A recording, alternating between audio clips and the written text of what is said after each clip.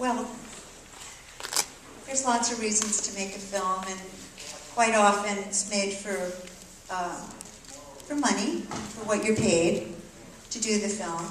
This one came from an inspiration and passion, and I happen to have given up on that dream of having a film made. I had written many, many screenplays for very good people in the Hollywood world and the studio system, and nothing ever got made. And so I pretty much transitioned into playwriting. But I then ran into an old friend, Leonard Hill, who actually was the producer of my first television pilot.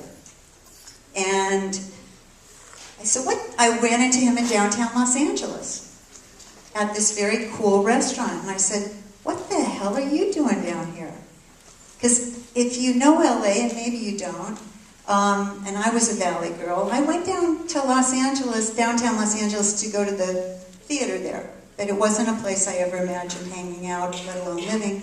And he said, well, I kind of own the block.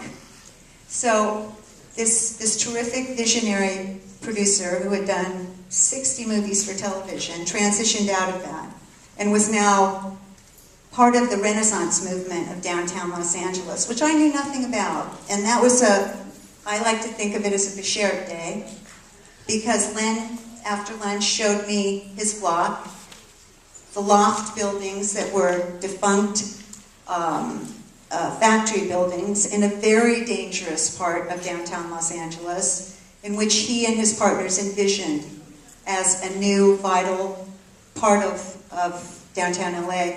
So I was inspired by my friend's repurposing of his own passions in an environment that had been repurposed. And as a writer, we're always looking for themes. And I saw, the capacity to change. Buildings, cities, human beings. And I said to Len, on that rooftop where that beautiful pool was and that view, I said, Len, this is an amazing arena for a film. And he said, you write it and I'll produce it. And we did that on a handshake. We never talked about money, and we didn't have a marketing plan. We didn't have a distributor, which fortunately we now have double Dutch for our foreign. Hello there, Jason. Thanks for coming tonight. And Len said, okay, so, let's work on the story. And I said, no. Here's how I'll do it. I said, let me go off, let me do my research, let me move into your downtown loft, which is in the film, that's Jay's loft. Let me get into this world. I'll write something.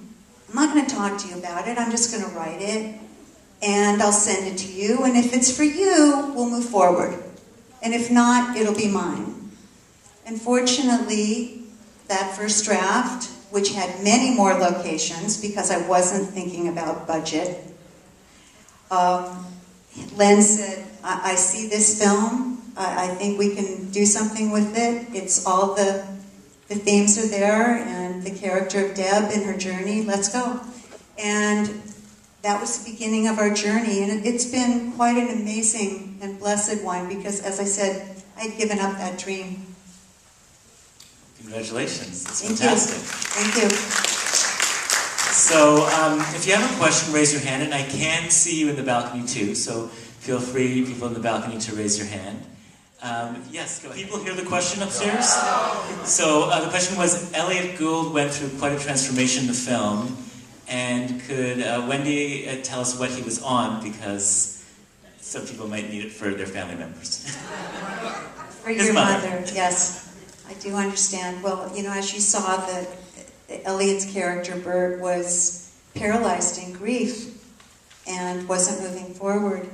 And I don't think he would have had his daughter not, created the circumstances for him to be exposed to a new world. Sometimes you have to step out of everything that's safe and familiar to grow. And she's really the catalyst for that. And Cookie is a spirit guide. So it wasn't medication, Although I can tell you that in real, that's R-E-E-L life, but in R-E-A-L life, you know, I dealt with this. My dad is 91. I lost my mom prior to the film being, she passed just after we wrapped, so she never got to see it. And my dad went into a very big depression, so I can say that you should see a specialist in this area with your mother, a doctor who deals with this. And after my father was prescribed with antidepressants, or mood elevators, as they call them, and also for my father, who lost all interest in eating, ironically, right? Eat, Dad, eat. I wrote that before I lived that. That was a little weird. He had appetite enhancers, and at 91, he's doing much, much better. So, you know, sometimes it takes meds. Yeah. Thank you, thank you. Yeah, we wanted to show the downtown that, you know, we try to be authentic in this film because we have, you know, 60,000 plus homeless in downtown LA, and it's a real, I know you have homeless here in Toronto as well, and it's a worldwide issue. But we tried to show, you know, the edgy part of LA, which is true, but also that it's in Los Angeles specifically, we don't have that beautiful ethnic feast anywhere but downtown. We're very ghettoized in that city, so that was kind of wonderful for me when I discovered that, and I thought, oh, you know, this is so important that we start getting inclusive. I think it's fantastic to show a side of LA that you don't normally see in the cinema. And it was I've been to LA a couple of times, and I'm one of the few people who actually rides the subway in LA. But yes, you know, there's so many people in LA that don't know we have a metro. That's the funniest thing. I have people, you know, write to me and go, we have a metro? And of course, public transportation is so important now, and especially with the economy. Best way to get to Hollywood.